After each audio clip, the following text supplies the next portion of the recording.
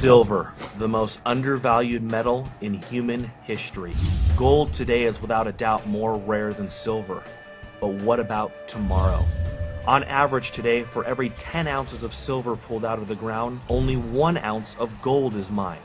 However, the majority of silver mined is used for consumption, while the majority of gold mined is nearly all added to global inventory.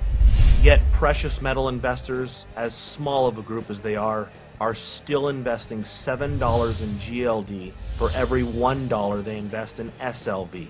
Looking at modern history, silver is destined to be more rare and certainly worth more than gold. In 1950, there were 10 billion ounces of above-ground available silver. By 1980, it shrank to 3.5 billion ounces. And in 2010, it is estimated that above-ground available silver supply is between 500 to 700 million ounces. To put this into perspective, total above-ground available gold in 1950 was 1 billion ounces. And today, it's estimated to be around 7 billion ounces. In 1980, when silver nearly reached $50 per ounce, global population was 2.5 billion people. Global GDP was $10 trillion, and China had the 11th largest economy. Today, global population is near 7 billion people. Global GDP, $60 trillion, and China is now the second largest economy. So the population since 1980 is up 176%. Global GDP is up 500%. Above ground available gold is up 600%.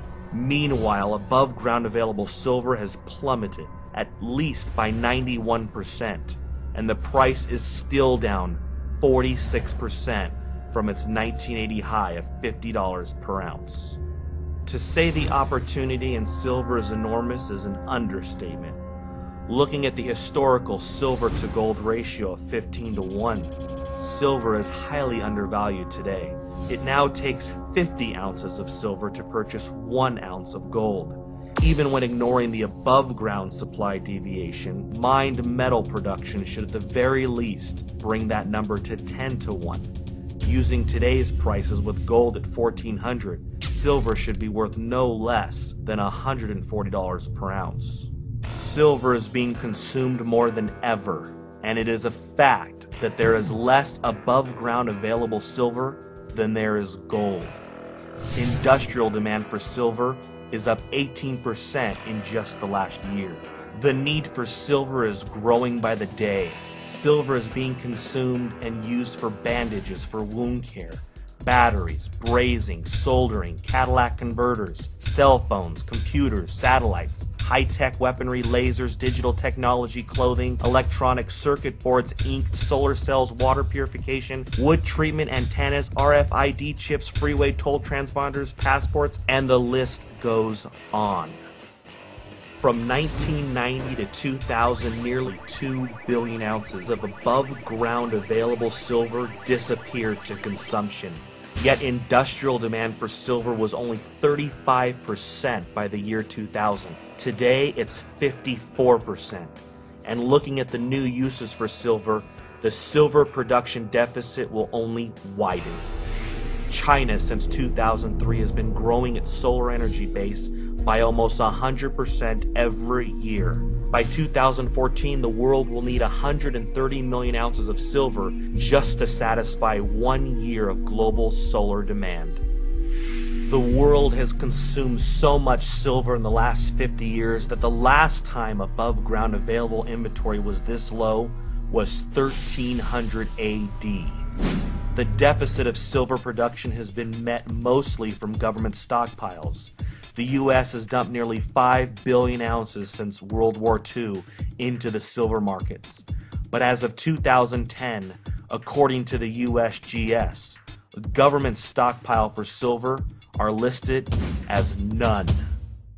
The supply and demand deficit continues to be ignored by global investors year after year, decade after decade.